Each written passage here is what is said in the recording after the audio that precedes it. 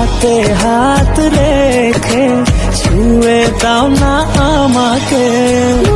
প্রেম একটা করি পাশের বাড়ি নার্গিসের লগে যে সময় যা কই হেয়েই হনে। অনেকদিন ধরে ঘুরতে টুরতে পারিনি, হাতে টাকা পয়সা নাই। নার্গিসের ফোন দিলাম, 2000 টাকা নগদ পাঠাই দিলে বিকাশে। টাকা 2000 পাইয়ে মোর মতন খুশি হয় না কেউ। হুনছি গরিবের পর একটা নতুন রেস্টুরেন্ট হইছে। মোর তো আবার নতুন নতুন কোনো কিছু হইলে হ্যাঁ যাইতে ভালোই লাগে। আর হেডা যদি হয় বাড়ির দরজায়, হ্যাঁ কি না যাইয়ে পারি কন দেই আমেরা যাইয়ে তো এককালে মাথা পুরো নষ্ট। করছে কি কামটা করছে কি এই ভাবতে ভাবতেই আমার প্যান হাফ প্যান হয়ে গেছে। একটা দিঘির মধ্যে এত সুন্দর করা যায়, এও করতে পারে মানছে। দেহজেন তামসা সুন্দরের কথা আর কি কম, হ্যাঁ তো আপনার দেখতেই আছেন কত সুন্দর। এই করতেও তো মাথায় বুদ্ধি থাকা লাগে। এই বুদ্ধি যদি মোর থাকতে হেলেও তো কিছু করে খাইতাম জীবনে। মগো বরিশাল মানেই যে একটা ব্র্যান্ড, হ্যাঁ তোমাকে আমি কি রকমের বুঝামো আর কও। মগো বরিশাল বিভাগে যে পরিমাণ রেস্টুরেন্ট আছে, আমার মনে হয় অন্য বিভাগে এত মানুষও নাই।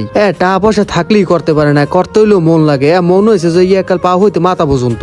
কিছুদিন আগে ওই জায়গাটা খালি আছে, হঠাৎ করে তাদের মাথায় কিভাবে কি বুদ্ধি এসে কইতে পারি না।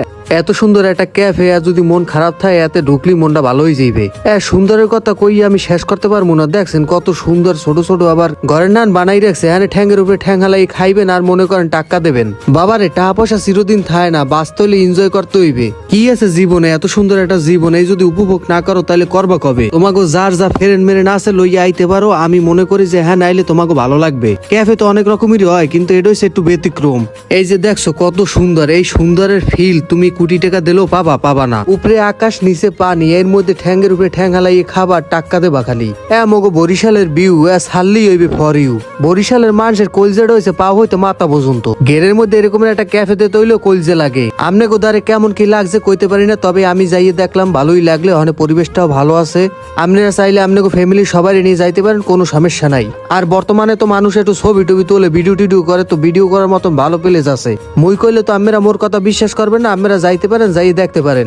হইয়ে বইয়ে কাইতেই শীতেই আমি যেরামের মন চায় হেরামের আপনি ছবি তুলতে পারবেন, সেই রকমের একটা প্লেস। আর আপনি যদি মনে করেন ওখানে যাইয়ে ভালো একটা ছবি তুলতে পারেন আর ভালো একটা ভিডিও করতে পারেন, তাইলে তো মনে করেন আপনি পুরো ভাইরাল। আর খাবার দাবারের বিষয়ে আমি যতটুকু বুঝলাম তাতে মনে হইতেছে যে একেবারে খারাপ না, ভালোই। কারণ মুই তেমন কোনো খাবার খাই নাই, কারণ মুই হচ্ছে গরিব প্রো ম্যাক্স, যার কারণে মুই খাইতে পারি নাই। যেদিন আপনি কোনো বড় লোকম অনেক টাকা পয়সার মালিকও সেদিন মুইও খামো। এখন খালি আপাতত আমি গুলোকে খালি হুকনো মই ভিডিও করে যাইতেছি। আমি গুলোকে যে মোর এত চিন্তা হয় হ্যাঁ তো আপনারা বোঝেন না, কারণ আমি গুলোকে এত কষ্ট করে ভিডিও করি না খাইয়ে। মুই তো মোর চিন্তা করি না, মুই চিন্তা করি আপনি এত ভালো মন্দ খান, যারা যারা মোর ভিডিও দেন হারা তো এক একজন কিটিপতি। দায়িত্ব হইছে আমার রাস্তা দেন না, আর বাকি রয়েছে আপনাকে কাজ। ওরে বাবু খান বা না খান আমার মাইয়ে পোলা লইয়া হেবার ঘুরিয়েন। আপনারা হয়তো বা ভাবতে পারেন মুই স্পন্সর ভিডিও বানাইতেছি, আসলে হেরাম কিছুই না। মুই এমনি ভিডিও বানাইতেছি কারণ মোর ভালো লাগতেছে। ওখানে যে মুই এর লাগেছি বিষয়টা এমন না, ওখানে আরো কয়েকজন ব্লগার গেছে, হেরা ব্লগ টলক ভিডিও বানাইছে টানাইছে।